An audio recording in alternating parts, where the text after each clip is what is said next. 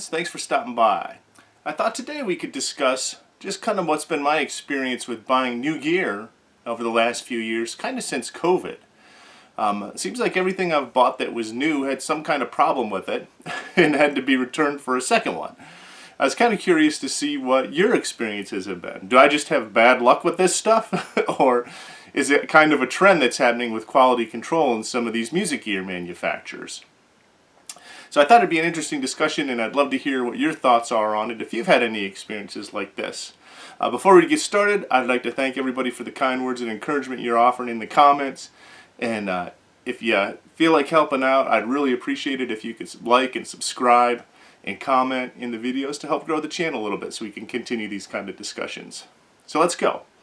So I'll just tell you my history, and you can see if it relates to any of yours. I generally like to buy new gear. I get it, you're wasting money, I understand all that. I just like opening the box and having a fresh guitar or a fresh amp or a pedal or whatever it happens to be that you're getting. I like the experience of all that. And it used to be a lot of fun. You'd open it up, everything always seemed to work. I think in the 40 years of doing this, I think there's hardly been anything that didn't work until just recently. And let me just tell you all it was. I bought a power conditioner that worked for about 6 months, let's say, quit working. Returned it, got another one. Now I will say this, out of all the companies that I dealt with on this, the retailers, they were amazing. They immediately sent another one out, no questions asked. They paid shipping and returning and all that stuff. You still have the hassle of boxing it up and all of that sort of thing, but they did amazingly well with it. But should they have to? Is this the retailer's responsibility to have to absorb those costs and have trouble with all this stuff and constant shipping and handling and returns and having things fixed and redone again? It's a lot of extra effort for a retailer, especially a small mom and pop store. So anyway, I had that taken care of. That was good to go. I got 2 amps at the beginning of the month. You may have saw in the other videos. A Marshall DSL-40 CR, which I thought worked great until I tried to emulate it out. That didn't work. So I contacted the store. They got me another one, immediately sent another one out. Done deal. I had an orange Super Crush 100. The volume knob didn't work. It would cut in and out in places. Company was great. Store was great. They sent another one out. Returned that one. No problem. But what it does is it takes a lot of the fun out of this process, right? So it's fun, guys, getting the new gear, you open it up or whatever, and you're like, oh, I got this, you can play with it. When you open it up and it doesn't work, properly, or doesn't do what you thought it was supposed to do, or has another problem with it, it takes all the fun out of the new purchase that you have. Another thing I had ordered a Black Star amp that came, and they had sent a floor model, so it was all dirty, didn't have the paperwork, wasn't in the original box. Tolex was all nicked up, didn't have the foot switch, and they sold it to me as new. So I didn't keep that longer than 3 minutes. As soon as I opened that up, I was on the phone and I sent that back. I didn't even mess with it. I was done with that little endeavor. I got a PRS SE Custom 24, which was a beautiful guitar, but that showed up and the pickup was unwinding in the neck position. Again, they swapped it out. No problem. But this store has to deal with all this stuff. That's really a manufacturer issue.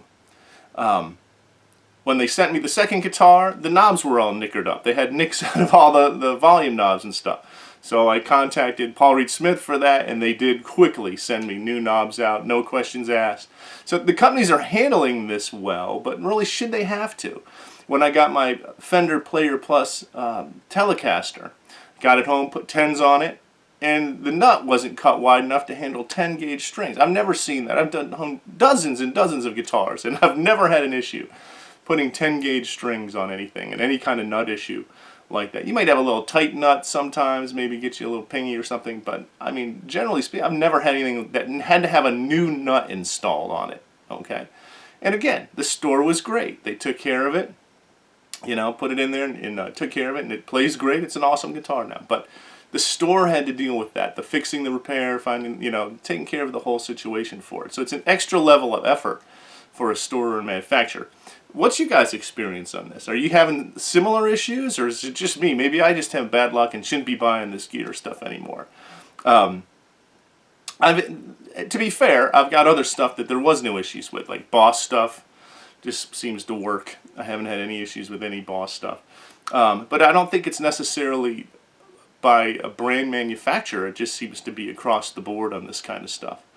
And I thought it would be an interesting discussion. Hopefully you guys post your comments below and we can figure out if this is something that's just the manufacturers are rushing gear out now and they're not paying as much attention to getting a good quality product out, or the quality controls down in a rush to get products out. I guess I understood that during COVID, where there was a shortage of everything. So there was this real high demand and low supply, so the manufacturers were just trying to get as much stuff out as possible, but we've been past that for a while now. So, you know, maybe this is gear that was manufactured during that time and is just now hitting the stores and so forth. I don't know. But it's an interesting discussion, and hopefully it stops, because it takes a lot of the fun out of this whole process of getting new stuff and playing with it. It really puts the kibosh on the excitement of it when you take it out and it doesn't work and you have to box it all up. And if you ordered online, they are great about taking it back, but you have to box up an amplifier, right? Drag it back down to the UPS store to be able to ship it back out. That's, you know, kind of a pain in the butt. So hopefully you guys will share your experiences below, and we can see what's going on. And I appreciated you guys all watching, and if you do like this kind of stuff, please subscribe, and we'll try and keep it going. Thanks so much. You guys have a great day.